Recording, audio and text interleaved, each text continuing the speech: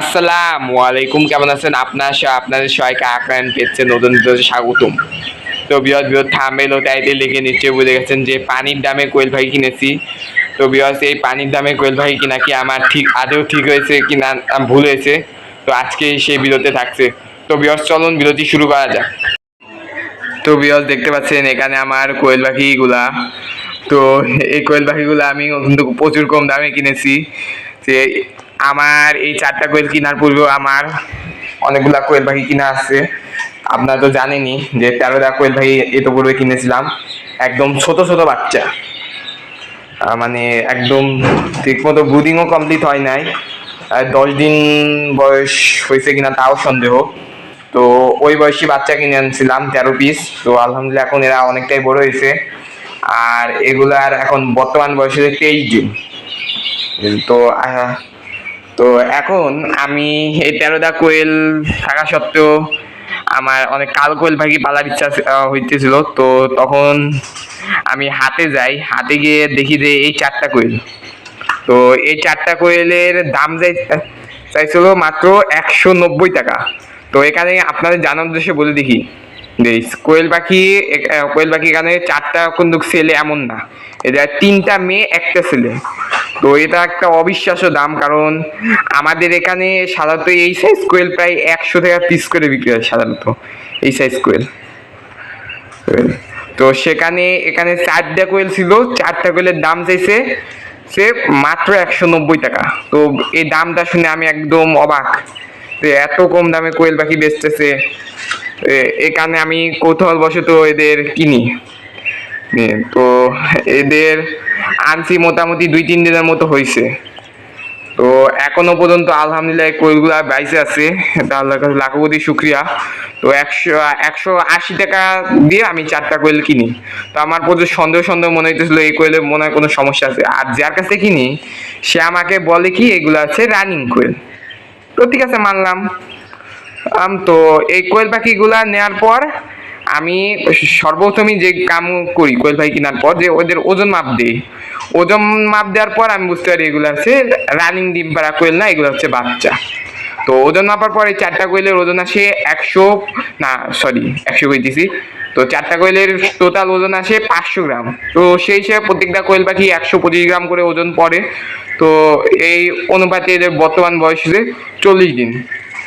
তো আমাদের বর্তমান বাজার অনুসারে এই 40 দিন বয়সী কোয়েলের দাম 100 টাকা করে পার পিস, মানে আমাদের এখানে যেহেতু দামটা কিছুটা বেশি।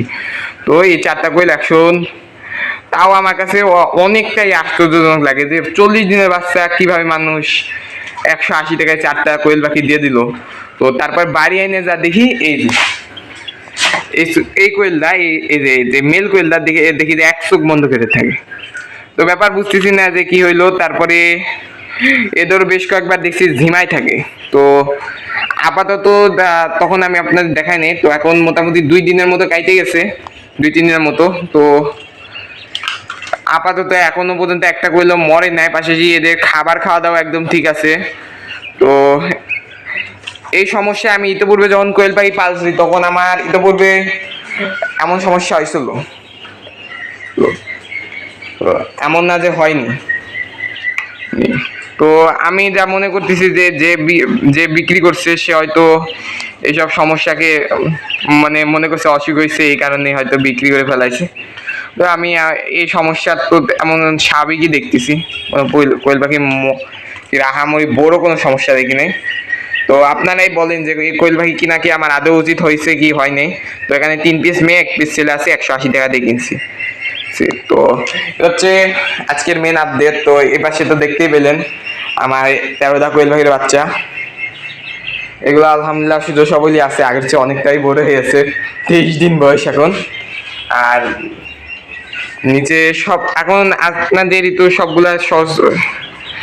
এই পাশে দেখতে পাচ্ছেন যে ফার্মের গুলা, পাশাপাশি সোনালী মুরগির বাচ্চা আলহামদুলিল্লাহ সুযোগ সবল আছে। তো বাইরে আজকে একদম ছোট করে দেখাই দেবো। তো কোয়েল পাখিগুলা তো বেশি দেখা ফেলেছি। তো এ পাশে আলহামদুলিল্লাহ আমার যে 7টা দেশি মুরগির বাচ্চা আছে এরাও মোটামুটি সুস্থ সবল আছে, খালি একটা বাচ্চা একটু সমস্যা হয়েছে।